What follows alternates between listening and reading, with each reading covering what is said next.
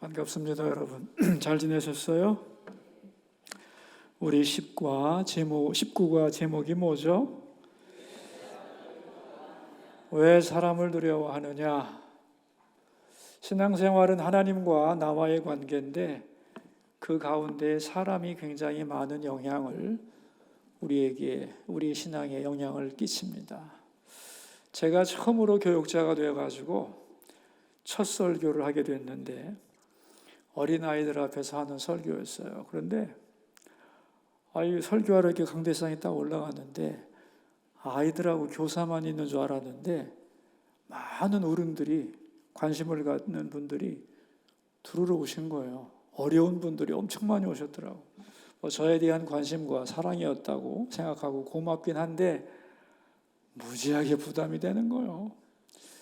그러면서 어떤 생각이 드냐면 설교 준비도 잘 안 됐는데 이럴 때 왜 내가 설교를 이렇게 철저하게 준비를 못했을까? 그런 막 후회가 막 밀려오는 거예요. 어떻게 하면 좋지? 막 정신이 하나도 없어가지고 눈을 딱 감고 기도를 했어요. 하나님, 어떻게 하면 좋죠? 살려주세요. 네, 제 마음속에 이런 생각이 떠올랐어요. 누구 앞에서 설교하는 거냐? 너 누구 앞에서 설교하는 거냐? 이 자리에 내가 있다는 거 모르냐? 저는 그때 진짜 새로운 깨달음을 얻었어요. 그 짧은 순간에. 이 설교는 누구 앞에서 하는 거냐면 주님 앞에서 하는 거예요. 그러니까 누가 어떤 사람이 오든지 두려워할 필요가 없는 거잖아요. 그죠? 주님 앞에서 하는 거잖아요. 그러니까 누가 네 앞에 있더라 할지라도 절대로 두려워하면 안 된다 하는 그런 마음을 가지고, 맞아, 하나님의 말씀을 전하는 것이 내가 사람 눈치 보려고 이 시간에 오고 잘했다는 얘기를 들으면 뭐 할 거고 못했단 말 듣는다고 어떻게 될 일도 아니고 나는 하나님 손에 붙들려 있는 종인데, 그렇게 생각하고 설교를 했어요. 그리고 다음 학기에 이제 제가 설교학을 배울 때 그 설교학에 가장 먼저 명심해야 되는 게 뭐냐면 non frighten입니다. 설교자의 1번 자세가 뭐냐면 두려워하지 않기. 확 와닿았어요. 설교는 두려워해서는 안 된다. 왜? 내가 지금 사람 앞에 서 있는 것이 아니라 하나님의 말씀을 대언하는 것인데 뭘 두려워하겠느냐? 거기에 부모가 있든지 스승이 있든지 가장 나를 비난하는 사람이 가득 차 있을지라도 하나님이 주신 말씀을 담대하게 전하면 되는 거다. 이제 그런 말씀을 듣고 내가 경험했던 게 맞구나, 그런 생각을 하면서 그 다음부터는 절대로, 왜 사람이니까 신경이 쓰이죠. 앞에 있는 사람들이 신경이 쓰이죠. 네. 그런 생각하지 않고 담대히 전하려고 노력을 해왔고 지금까지도 그렇게 하고 있습니다.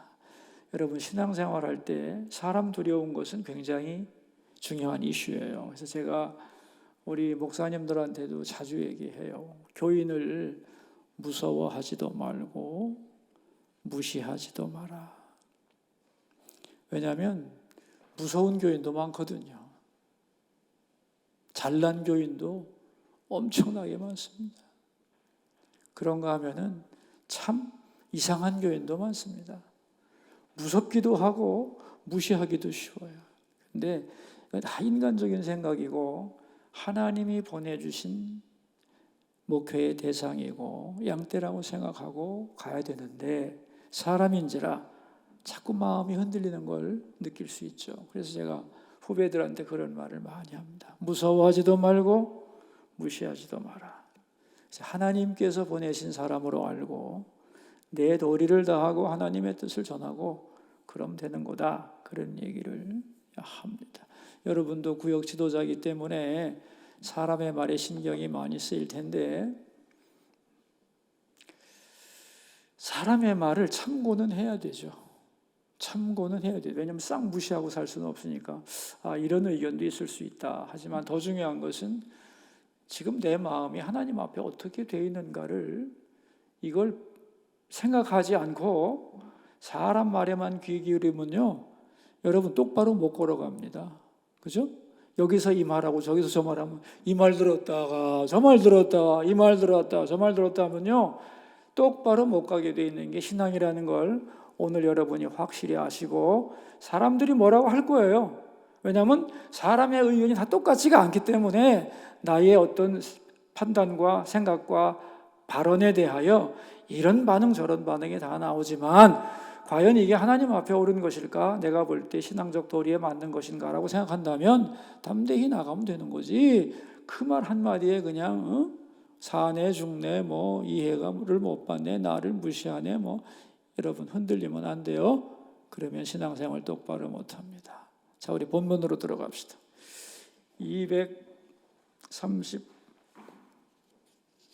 239페이지죠. 네.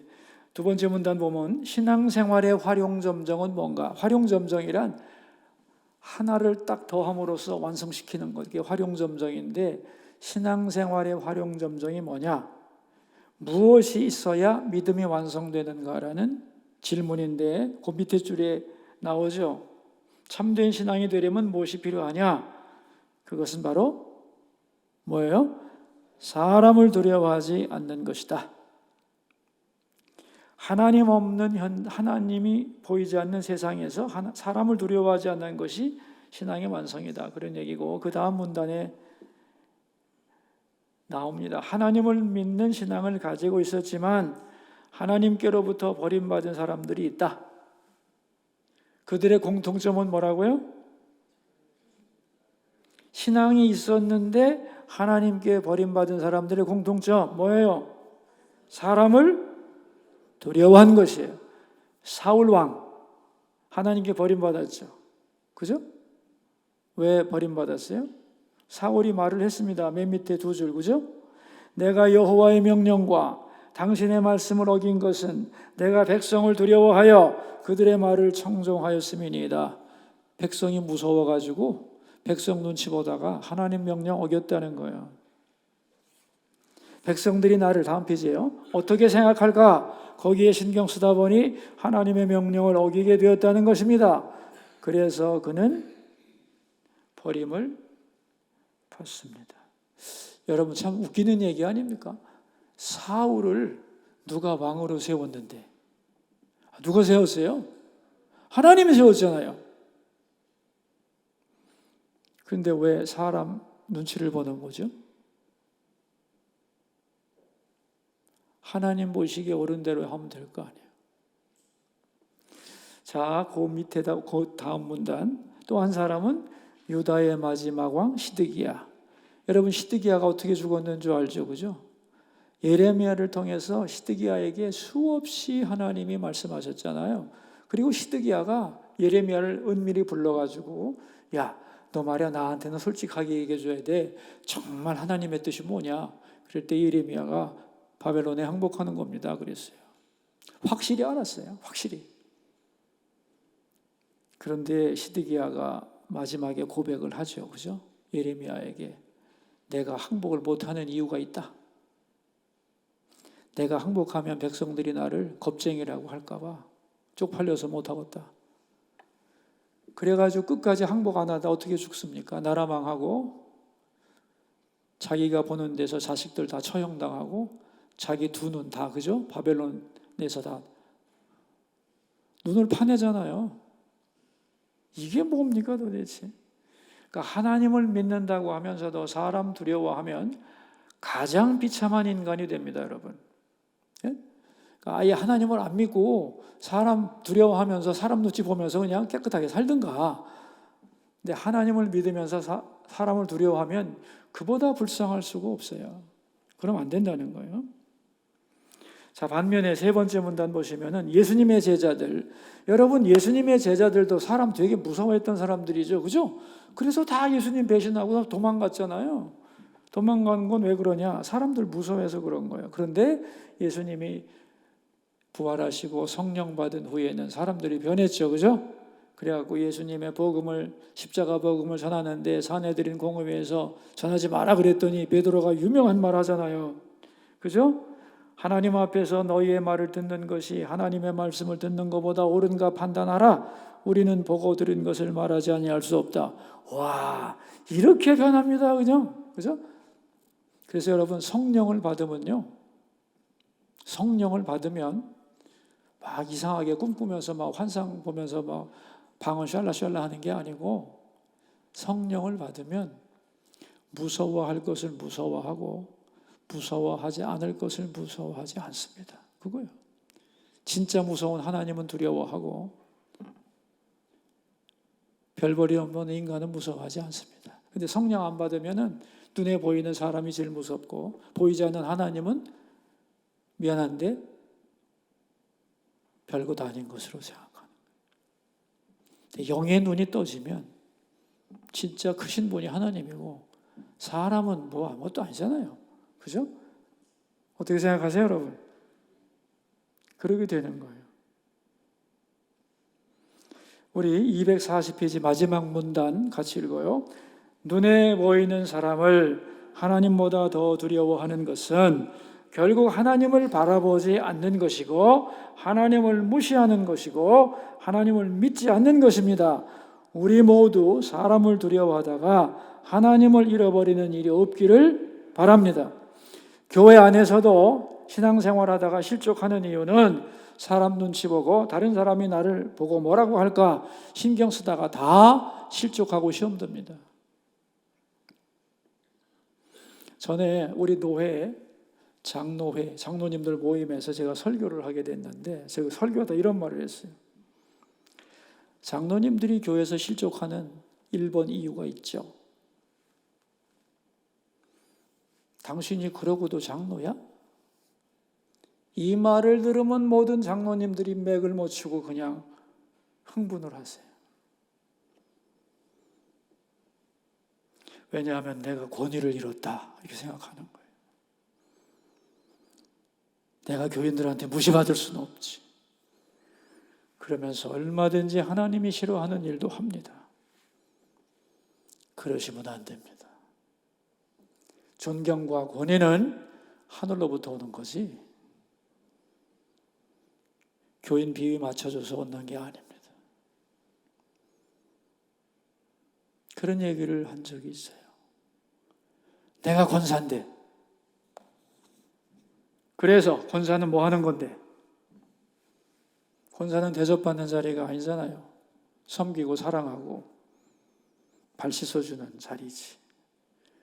다 사람의 반응에 내가 민감해져가지고 스스로의 믿음을 까먹고 하나님 앞에서 내 자리를 지키지 못한다는 거예요. 다 이거 사람 때문에 그런 거예요. 그런데 사람을 두려워하는 이유, 사람에게 신경 쓰는 이유가 뭐냐? 그런 사람에게 내가 신경 쓴다고 생각하면 바로 느끼게 되는 게 뭐냐면 내가 지금 하나님을 안 보고 있다. 이걸 알아야 된다는 거예요. 지금 이 공식을 얘기하는 거잖아요. 내가 왜 사람에 대해서 민감해지지? 사람 한마디 말에 내가 왜 이렇게 흔들리고 흥분을 하고 가만히 있지를 못하지? 내가 지금 하나님을 안 보고 있구나. 이걸 깨달아야 되는데 깨닫지를 못하는 거예요. 그러면 안 됩니다, 여러분. 신앙은 하나님과 나와의 1대1의 관계예요.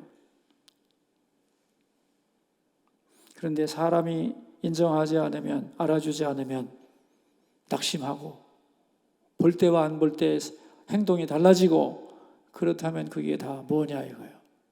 그게 무슨 신앙이냐 이거예요. 사람 볼 때 칭찬받으려고 하는 게 신앙은 아니잖아요. 그죠? 여러분, 이 문제만 극복하면요 진실한 사람 됩니다. 사람이 있을 때나 없을 때나 똑같다는 거 아니에요. 그죠? 왜냐면 하나님은 항상 계시니까. 그럼 된 거지 뭐. 그래서 믿음이 올바로 박혀있는 사람은 감시 안 해도 됩니다. 어떻게 생각하세요? 뭐하러 감시해? 하나님 앞에서 행동할 텐데. 근데 하나님이 마음에 없는 사람은 맨날 감시하고 체크하지 않으면 행동이 변해. 그런 사람은 믿을 수 없는 거죠. 그렇죠? 우리 모두가 다 조심해야 될 부분이 바로 사람 무서워하는 것. 그걸 우리가 극복하지 않으면 올바른 신앙으로 성장할 수 없다는 걸 꼭 기억할 수 있기를 바랍니다. 우리 51장, 이번 본과가 19장이 51장에 대한 얘기잖아요. 19가가. 그 51장을 왜 말씀하셨냐면은 241페이지 맨 위에 나오잖아요. 유다 백성 중에서도 신앙생활을 바르게 하려고 몸부림치는 사람들을 향한 하나님의 말씀이다. 그런 얘기죠. 자, 그 밑에 문단을 보시면 이렇게 나와요. 나라가 망하고 노예로 끌려가는 일은 그들의 정체성이 흔들리는 일이었는데 이건 단순한 육체적인 고통을 넘어서 신앙적 고통이 뼈에 사무쳤을 것이다. 그죠? 그러면 신앙인들에게 이 노예됨의 현상은 너무나 고통스러운 것이며 수많은 질문을 일으켰을 것이다. 그런 얘기입니다. 그런데 이제 하나님이 그들에게 말씀을 하시면서 무슨 말로 시작하냐면은 세 번째 문단이에요. 하나님은 그들에게 너희를 떠낸 반석과 너희를 파낸 우묵한 구덩이를 생각하여 보라 그랬어요. 자, 이제 이게 무슨 말이냐면은 산에서 돌을 캐내면 돌 캐낸 자국이 남아 있겠죠. 맞아요? 예. 흙을 파내면 흙을 판 웅덩이가 있는 거란 말이죠. 그래서 반석과 구덩이는 오늘의 나를 있게 해준 그 원래의 자리를 말한다. 우리는 하늘에서 뚝 떨어진 사람이 아니기 때문에 오늘의 우리를 알아볼 수 있게 하는 그 원지점이 있다는 거죠. 그러니까 이 말은 무슨 말이냐면 네가 있던 그 자리, 너의 원래 모습을 생각해 보라. 너의 오늘이 있기까지 어떤 과정을 거쳤는가 생각해 보라 하면서 예를 드는 게 뭐냐면 아브라함과 그 아내 사라를 생각해 보라 그랬어요. 여러분, 아브라함을 생각하는 것 굉장한 주제입니다. 아브라함을 생각하는 것은 맨 밑에 줄에 이렇게 나오죠. 아브라함은 어떤 사람이었어요? 자격이 없는 사람이었어요. 그죠? 우상 섬기던 사람이었잖아요. 하나님의 은혜로 선택하셨죠. 그리고 또 아브라함은 자식이 없던 사람이에요. 근데 하나님이 그를 선택하셔서 모든 열국의 아비가 되게 하겠다고 약속을 하셨잖아요. 그야말로 은총이죠. 과분한 은총이죠. 그런데 자격 없는 그가 하나님의 그 말씀을 믿었다고요. 그러자 하나님이 그를 의롭다 여기시고 약속대로 자녀를 주시고 열국의 아비가 되게 해 주셨다. 그런 얘기입니다. 그래서 그 두 번째 문단 242페이지 두 번째 문단 아브라함은 은혜로 구원받은 사람의 모델이고 그 다음 말이 중요한 거예요. 같이 읽읍시다. 이스라엘 역사의 압축판이다. 아브라함 하나를 생각하면 이스라엘 역사가 다 나오는 것이고 미안한데 우리도 그렇다는 거예요. 아브라함 생각하면 우리 역사, 나의 역사 아니야? 그죠? 아무것도 아니었던 사람을 믿음의 조상으로 홀로 있던 사람을 위대한 이스라엘의 조상으로 만드시니까 하나님이다. 그러므로 하나님 앞에서 나는 누구냐? 나는 어떤 은혜를 받았느냐? 하나님 은혜로 오늘 내가 있다.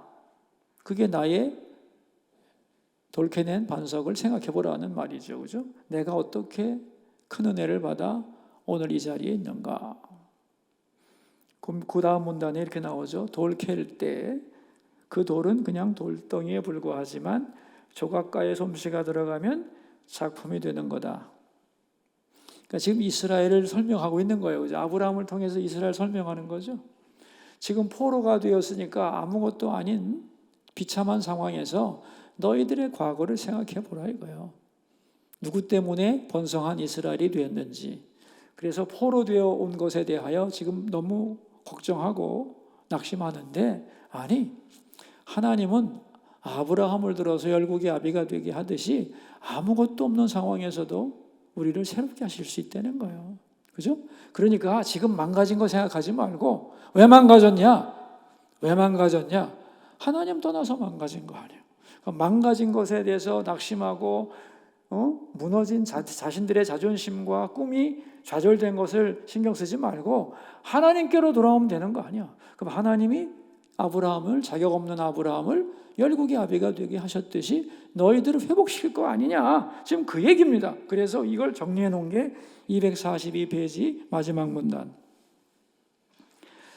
지금 너희 형편이 아무리 어려워도 하나님이 회복하시면 황폐한 시온을 에덴 동산같이 만들 수도 있다. 너희는 희망이 없다고 생각할지 모르지만 아니다. 너희가 하나님께로 돌아와서 하나님의 능력의 손에 붙들리기만 하면 지금까지 고생한 것을 다 보상받고도 남을 만큼 새로운 미래가 열릴 수 있다. 그러므로 현실 바라보며 낙심하지 말고 하나님 바라보고 아브라함이 어떻게 부름받았고 믿음으로 응답하여 이스라엘이 되었는가를 생각해봐라. 자, 이제 이 말을 듣고 이사야가 기도합니다. 여호와여 팔이여 깨소서. 하나님의 팔을 들어서 우리를 위해 싸워달라. 그렇게 기도를 하는 거죠. 하나님의 능력으로 바벨론을 물리쳐 주시면 좋겠습니다. 그렇게 기도했다는 거예요. 그래서 하나님이 응답을 하는데 맨 마지막 성경 구절.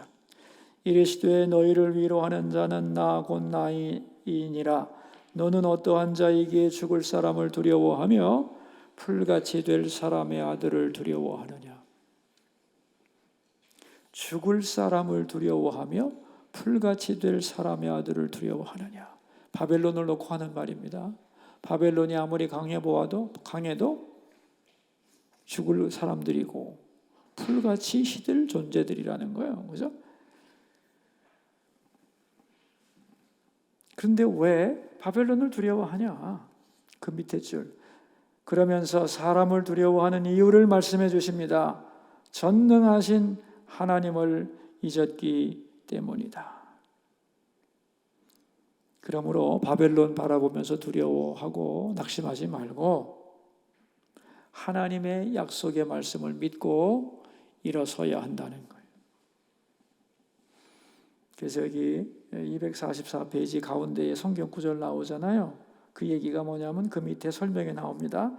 내 말을 내 입에 두었으니 이 약속의 말씀을 믿고 시인하고 선포하라는 것입니다. 다시 말하면 아멘. 그렇게 될 것을 나는 믿습니다. 하나님은 우리를 구원하실 것입니다. 우리가 하나님께로 돌아오면 하나님은 우리를 다시 일으켜 새로운 역사를 창조하실 줄로 믿습니다. 하고 하나님의 말씀을 받아들이라는 거예요. 지금 이스라엘 백성들은 어떤 보이는 신비한 현상을 요구하고 있는데 하나님은 아니, 주신 말씀을 받아들이고 그런 얘기죠. 여기 우리 생각할 게 참 많은데요. 245페이지 맨 위에 줄을 보시면 기도의 응답은 어떤 형태로 나타날까요? 가장 정확한 응답은 말씀으로 하시는 겁니다. 예를 들어 얘가 나오죠, 그죠? 엄마 자전거 하나 빨리 사줘요. 엄마가 보기엔 아니야. 지금 필요 없으니 네 생일 지나면 사줄게. 이것도 응답이라는 거예요. 그죠? 자, 그 다음 줄을 같이 읽어요.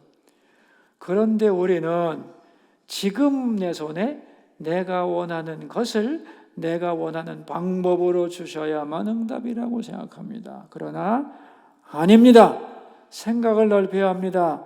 이것이 아니면 응답이 아니다. 이렇게 생각하면 안 됩니다. 지금 당장 자전거를 안 사주고 너 생일 지난 다음에 중학생 되면 사줄게 라고 하는 것도 응답이죠. 그래요, 안 그래요? 그 밑에 문단이 굉장히 중요한 말이에요, 여러분. 없다와 필요 없다의 차이예요. 자, 한번 잘 생각해 봅시다. 우리는 자꾸 없다고 하는데 사실은 없는 것이 아닙니다. 없다 앞에 어떤 단어를 집어넣어야 됩니다. 필요라는 말. 그러니까 왜 하나님이 나한테 돈이 없는데 안 주시나? 하나님이 볼 때는 없는 게 아니라 필요 없어서 안 주는 거예요. 지금 너에게 없는 상태가 필요하기 때문에 안 주는 거예요. 어떻게 생각하세요? 지금 나는 건강하기 원해. 나는 건강이 없어요. 건강 주세요. 그때 하나님은 지금 너는 건강 필요 없다는 거예요. 너의 삶이 변하고 내가 너에게 목적한 바를 이루기 위해서는 지금 건강이 필요 없는 거예요. 그래서 없다와 필요 없다는 아주 다른 거예요. 어떻게 생각하세요?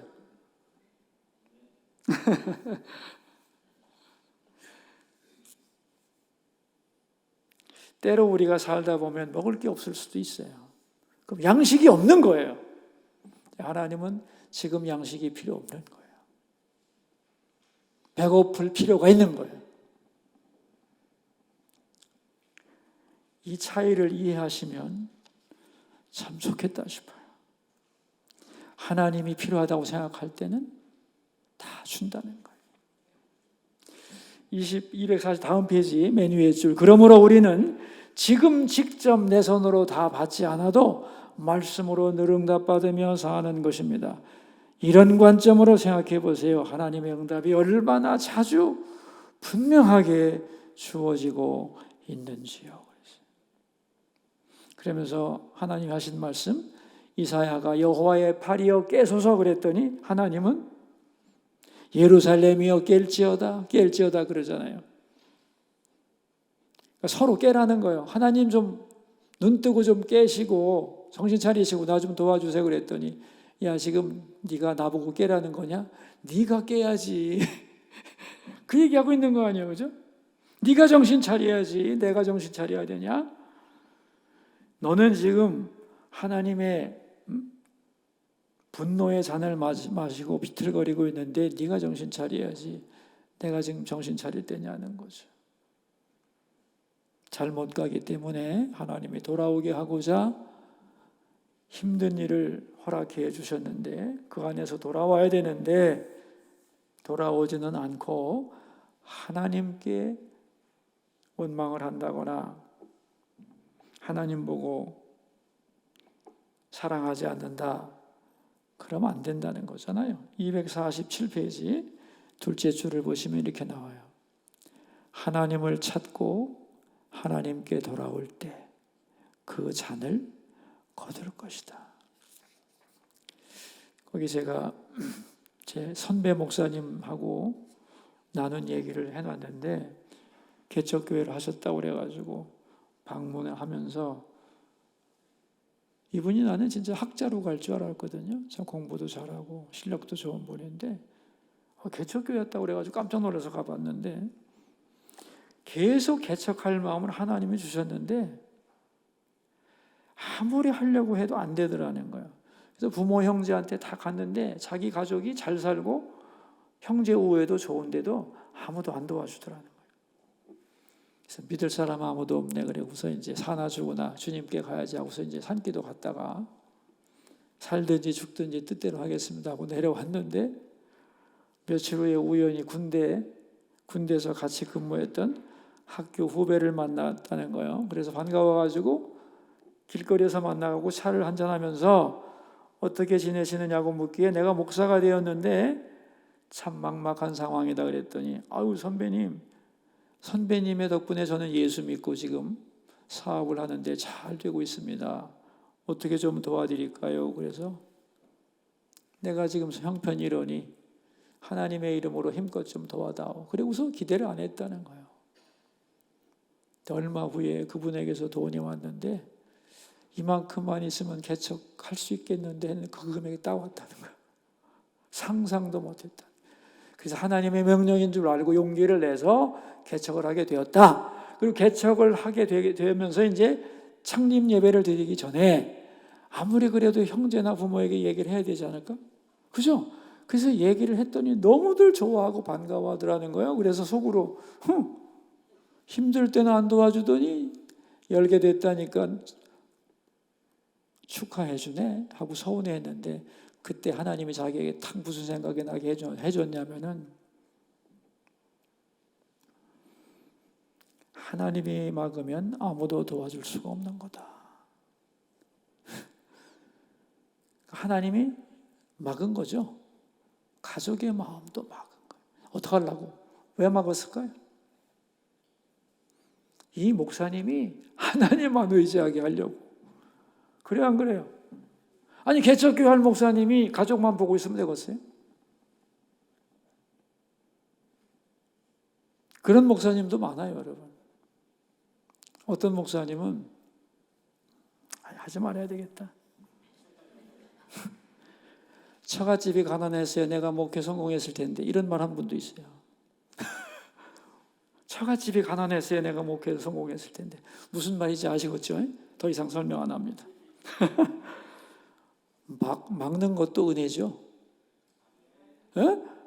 다 막혀가지고 가가지고 하나님 앞에 통곡을 하고 하나님 뜻대로 하겠다고 한 거 아니에요. 하나님만 본 거죠. 그러니까 하나님이 엉뚱한 사람 통해서, 그죠? 공급하잖아요. 그래서 하나님이 막으면 가족도 떠나는 거다. 그래서 이제는 이 목사님이 뭐를 알은 거예요? 혈통보다도 하나님만 바라봐야 된다. 그래서 여러분, 올바른 신앙이 똑바로 박히려면요, 아픔도 있는 겁니다. 이걸 하나님의 사랑이라고 보고 은혜로 봐야지, 하나님이 나 미워해서 그런 거야? 어떻게 생각하세요? 그래서 그분이 나한테 한 마지막 말을 적어놨어요. 2줄로. 세상에 아무도 의지할 수 없다면, 같이 읽어요. 세상에 아무도 의지할 수 없다면 다른 것을 의지하려고 하지 말고 하나님께로 나오라는 뜻입니다. 자기가 그걸 배웠다는 거예요. 그리고 개척을 시작했으니까 두려움이 없지. 그죠? 이 경험을 안 하고 어떻게 시작하겠어요? 뭘 믿고? 그래서 여러분, 마지막 문단. 여러분, 고난 속에서 하나님이 원하시는 것은 뭘까요? 첫째, 너를 괴롭게 하는 그 사건, 그 사람, 그 형편을 두려워하지 마라. 두 번째, 다른 것으로 위로받으려 하지 말고 하나님께로 돌아오라. 세 번째, 그럴 때 하나님이 회복시키시고 더 나은 미래를 주겠다.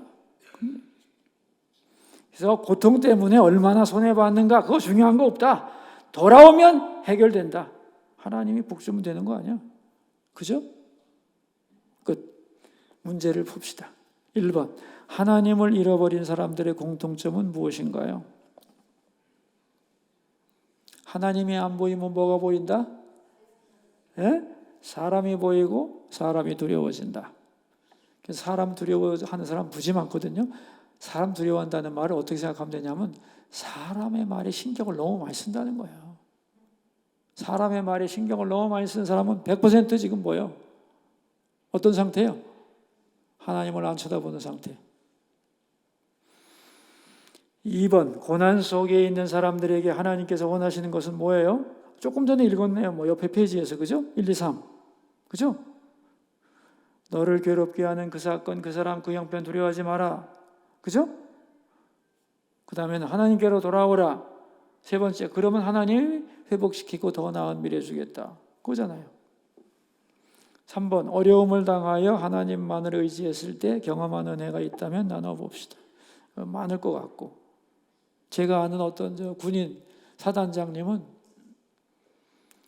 사단장으로 이제 부임했으니까 얼마나 좋았겠어요. 그리고 얼마나 또 잘해보고 싶었겠어요. 그래서 기독교 정신교육을 철저하게 시켰다는 거예요. 근데 그 사단에 사고도 없고 이 사기가 올라가면서 모범 사단이 돼가지고 참 너무너무 행복했는데, 그걸 시기했는지 누가 뭐라고 했는지 아무튼 육군본부하고 국방부에서 그 사단은 너무 기독교 편향으로 흐르고 있다, 자제하라, 그런 얘기가 나왔다는 거예요. 부대 잘 나가고 있는데 병사들도 건강하게 신앙 안에서 정신무장 잘 되고 있고 부대가 승승장구하고 있는데 태클이 들어오는 거죠. 그래서 어떻게 해야 되지? 내가 사람한테 잘 보여야지 진급도 할 텐데, 이런 생각이 들더라는 거예요. 그러나 어떤 생각을 했느냐? 지금 내가 누구 때문에 여기까지 올라왔는데, 하나님 때문이지. 내가 지금 이제 이 상황에서 기독교 교육 말고 다른 종교를 힘을 빌어가지고 우리 사단의 병사들의 힘을 기를 수 있겠느냐 생각해 보니까 아니더라는 거예요. 그래서 할까 말까 하다가 결심을 했답니다. 옷 벗으라면 옷 벗지, 더 세게 밀어붙여. 더 세게 밀어붙였어요. 잘 안 됐으면 내가 이 얘기를 왜 하겠어요? 그래서 더 잘 됐노라. 그런 얘기입니다. 사람 눈치 본다고 되는 게 아니고, 그분이 나중에 그 얘기를 해서 제가 참 기뻤는데, 내가 사람 눈치 보고 잘 되었다 한들 무슨 기쁨이 있었겠으며 하나님께 얼마나 부끄러웠겠나. 별 하나 더 달았다고 해서 그게 다가 아니지 않나. 그런 얘기를 하시더만. 사람 무서워하지 맙시다. 사람은 사랑하고 존경하는 거예요. 근데 사람을 두려워하면 안 되는 거예요. 근데 무지무지하게 우리는 사람을 두려워하고 사람의 말에 지나치게 신경 쓰면서 자기 걸음을 못 걷고 있다. 그것을 명심하시고 그럴 때마다 내가 하나님 똑바로 바라봐야 되겠다. 그런 마음만 갖는다면 우리는 담대하게 흔들리지 않고 믿음의 길을 걸어갈 수 있을 것이다 생각합니다. 여기서 마치죠. 좋은 시간 되기를 바라고 우리 기도하고 마칩시다. 하나님 감사합니다. 오늘 주님의 말씀을 함께 나누었습니다. 왜 사람을 두려워하느냐 하시는 주님의 말씀이 우리 가슴에 깊이 깊이 새겨지기를 기도합니다. 우리가 하나님 바라보고 하나님 두려워하고 하나님 사랑하고 나가면 되는 거지. 옆에서 이런 말하고 저런 말한들 거기에 내 마음 다 뺏겨서 신경 쓰다가 하나님 눈치 봐야지 사람 눈치 보다가 망하겠습니까? 하나님 절대로 우리의 앞으로의 신앙생활에 사람 눈치 보는 일, 사람 두려워하는 일 없도록 도와주시고 열심히 사랑하고 서로 위로하고 격려할지언정 사람 눈치 보며 살지 않도록 은혜 내려주시고 담대한 믿음 갖고 승리하게 하옵소서. 구역이 모일 때마다 하나님이 그 자리에 임재해 주시고 우리의 마음이 주님으로부터 새 힘과 용기와 지혜와 은혜를 담뿍 받고 돌아가는 아름다운 모임들이 항상 이루어지게 하옵소서. 구역 지도자들에게 능력 주셔서 잘 감당하며 믿음이 성장하고 하나님과의 교제가 깊어지게 하시옵소서. 예수님 귀하신 이름으로 기도하옵나이다. 아멘. 감사합니다.